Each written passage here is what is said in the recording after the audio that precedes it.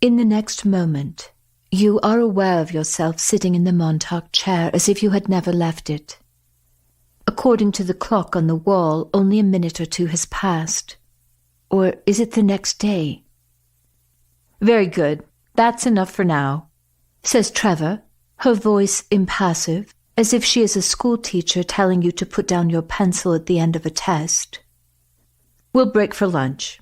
You'll be eating here on level 4 with Matthew, and we'll resume afterward. By the way, you're not to mention anything you see or experience here to anyone else, including Matthew. Understood? Yes, you say, nodding.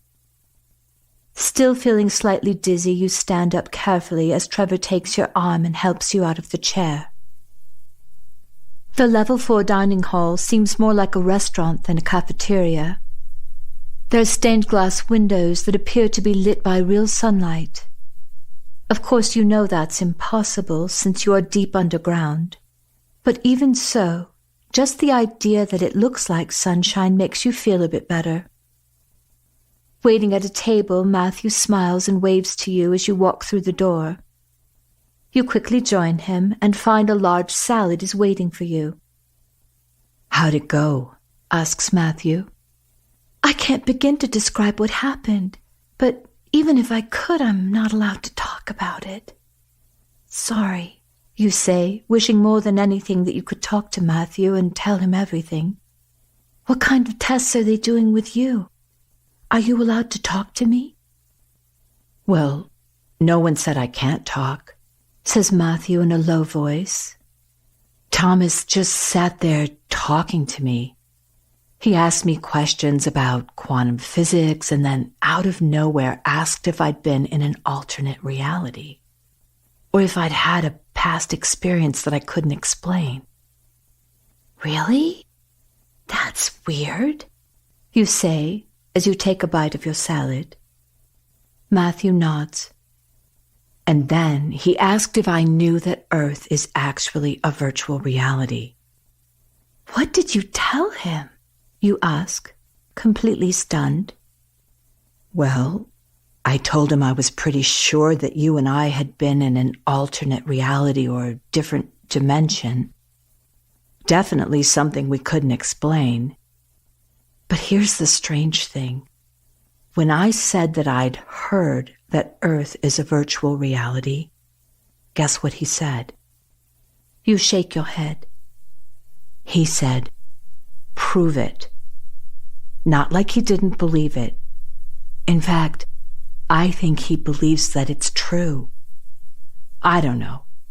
Maybe he wants me to prove it to myself, says Matthew, shaking his head. That's crazy. Why would he ask you to explain something that's clearly impossible? You say, puzzled. Well, that's just it. I've been thinking about all this stuff, and I believe there's more proof that this is a game than there is proving that it's not. I don't understand. How could you possibly prove this is all a game? Well, to explain that, I'll have to give you a quick lesson in physics. You mean like before I've finished my salad? You say, laughing. I'm up for the challenge, says Matthew, grinning. Okay, first, I have a question for you. Can you tell me what visually obvious facts people believed in a few hundred years ago that are now known to be untrue? Well, people believed Earth was flat and stationary. Oh, and that the Earth was the center of the universe with the sun, stars, and planets orbiting around it. Right. But even though we know the truth today, isn't it still hard to conceive of the fact that the Earth rotates at 1,000 miles an hour and we're moving through space at 66,000 miles an hour? You nod. You never could remember those statistics, and they boggle your mind every time you hear them. I'm just pointing out how crazy the world is, because you're going to need an open mind for this next part. You do an informal salute and say, Okay, Mind open and ready. Matthew smiles and says, everything you see around you seems real and solid, right? You nod. But if you go down to the atomic level, the nucleus is the only solid part of the atom. Now get this. If you took all the nuclei of every person on the planet and put them together, it's the size of a grain of rice. And if you put together the nuclei of the entire planet, it's about the size of a sugar cube. And the distance from the nucleus to the electrons is proportionately the same distance as from the Earth to the stars. So everything that seems to be solid is actually 99.999% empty space. Wow, you say, genuinely impressed. You're not even finished with your salad yet, and it's already starting to sound like a virtual reality, right? Says Matthew, laughing. And here's what Einstein said. Matter is energy whose vibration has been so lowered as to be perceptible to the senses. There is no matter. Einstein said there's no matter, you say, finding it difficult to get your head wrapped around the idea. Yeah, says Matthew, nodding. But wait, it gets better. He adds, sounding like a salesman on an infomercial. There was this experiment where scientists set up a camera to observe electrons, and they acted like particles. But when no equipment was used to observe the electrons, they acted like waves and particles simultaneously. And the only logical explanation the scientists could come up with was that the electrons somehow know when they're being watched. Okay, that's really weird. How is that even possible? It's not like an electron can think. I mean, electrons are just pretty much pure energy, right? You say, narrowing your eyes. Oh, I bet I know what's coming, as if Matthew has been pulling your leg. Really? Yes. I bet you're going to tell me that not only are electrons smart enough to know they're being observed, they even know what you're thinking. To your surprise, Matthew ponders this for a moment. For someone who has trouble understanding quantum mechanics, that's an excellent point.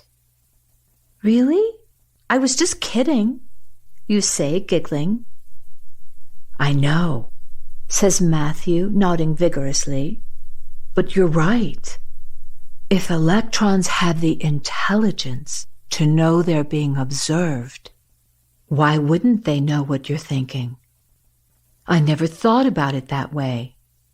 My mind just stopped where the experiment stopped. But what you just said ties in perfectly with what Asha told us about our thoughts and feelings creating our experiences. But here's the thing. I thought she meant that our thoughts and feelings affect how we see things, like the way people perceive things differently. You know, like a farmer being happy when it rains while at the same time someone on a picnic is annoyed. Same event, different perception. But what if that isn't what Asha was talking about? What if she was talking about cause and effect? Physics has proven that energy has consciousness, and that consciousness is linked to our consciousness. And then it somehow responds to human intentions. Wait a second. You said the electrons responded to intentions. I'm confused, you say, unconsciously chewing on your lower lip. Oh, sorry. The intention part came up in a later experiment. You see, once the scientists knew that electrons were simultaneously acting as waves and particles, they discovered that whenever the electrons were being observed, they would show up according to the intentions of the person setting up the experiment. If the intention of the scientist was to see electrons as particles, the electrons would show up as particles. But if the intention was to see the electrons as waves, they showed up as waves. So the electrons do know how to read your mind, you say, amazed. Do you think maybe the electrons are trying to communicate? I don't know, but here's what I'm thinking. What if thoughts and feelings actually cause energy to slow down to the point that you can instantly see matter? You know, like things and people you see every day. But what if some energy moves slowly and other energy moves fast, and that's just how it's always been? You've heard of Einstein's theory of relativity, E equals mc squared. You nod. Well, that equation is saying that when matter moves at the speed of light squared, it turns into pure energy. So, if you think about it, the opposite must be true. When energy slows down enough, it appears as solid matter. And I think that energy has to be, well, not just intelligent, but what if energy is intelligence itself? You mean like some big cosmic universal intelligence? You say incredulously. Matthew looks at you a bit sheepishly and says with a quirky smile, "That's really weird, isn't it?" "Well, it's a lot to get your head around, that's for sure," you say, trying to be supportive. I know it sounds totally crazy, but think about it. Matter is energy whose vibration has been so lowered as to be perceptible to the senses. But Einstein never tells you what causes the energy to be lowered. What would cause energy to slow down? For there to be an effect, there has to be a cause. And remember how Asha said that every possibility already exists? You nod, hoping you will be able to keep up with wherever Matthew is headed. Well, it doesn't make sense if you're thinking about a game that has to be programmed in advance with every detail, down to a grain of sand, and you can play the game at any point in time throughout millions or billions of years. But if your thoughts and feelings cause energy to slow down and show you a world that matches your own beliefs and perceptions. You mean like the game's prime directive? Thy will be done? Yes. And that's how the game world could materialize while you're playing the game. And it's totally customized to you. It's your game, says Matthew with subdued enthusiasm. Okay, so let me make sure I get what you're saying. So there's this universal intelligence that's everywhere, connects everything and is everything. And because energy responds intelligently to your thoughts and feelings, whatever you believe causes energy to slow down, and the effect is that you see what you believe. Is that right? Basically, yes, says Matthew concisely. Amelia, I think quantum physics has accidentally tapped into the game program itself without realizing it. Of course, the scientists don't know it because they're all about proof. But really, think of how phenomenal that is. It would be like you playing a computer game, and then you discover your avatar can drill down through the earth right into the level of the program itself. And if you happen to understand programming, you could have your avatar go in and change the program itself. Then you could create and play any game you choose. Slowly you say, "Okay, but how do you know what's real?" Remember when you were talking to Asha about your avatar body and you asked, "Are you saying I'm not real?" Do you remember what she said? Yeah, she said, "You are not your body." Exactly.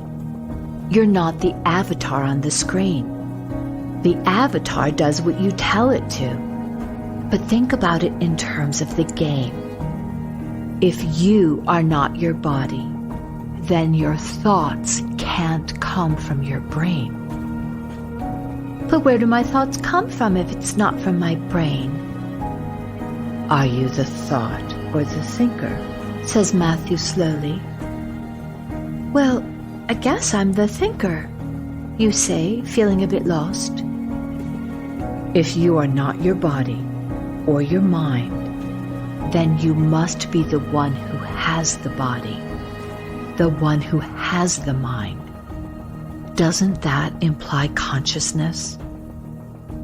Remember Asha telling us that we are born into the game? If we're not bodies that have learned how to think and be intelligent, there's only one other choice. We would have to be consciousness, thought force, universal intelligence that has created a body. As if he's been part of your conversation all along, Thomas walks up to the table and says, "The 99.99% space you mentioned earlier is known as the unified field. Unified means coming together, which implies form. Field implies interest, thought. Unified field then is thought taking form, and this thought form shows up as your body and the world around you, otherwise known as the game. This so-called empty space is actually full of intelligence, and because it isn't in a physical form, it's also full of potential." With a smile, Thomas says, "Well done, Matthew." Then looking at you congenially, he adds, "I'll leave you to finish that salad." As soon as Thomas is out of earshot, you lean toward Matthew and say, "How did he know what we were talking about?" Matthew shrugs and shakes his head. "Does he talk like that all the time?" Matthew whispers, "Well, yes, he's a scientist. But he also says some really bizarre stuff." "Like what?" "Well, today we were talking about quantum mechanics and proving that Earth is a virtual reality. He just rambled on saying he knows the secret to how the program works, and that nothing is good or bad from its own side. Everything is simply empty." "Everything is empty? Do you think he's depressed?" "No, he just talks like that," says Matthew, shrugging. "I mean, he looks at me as if I'm supposed to understand, but I really don't." You laugh, and looking past Matthew to the entrance of the restaurant, you wave your hand and say, "Trevor's waiting for me. I've got to go. Let me know if you hear any more Thomasisms." "I will," says Matthew, laughing. Then taking your hand, he pulls you toward him and says, "Maybe we can vent tonight, and you can talk too." You smile and nod. Returning with Trevor to the lab, you once again sit in the Montauk chair.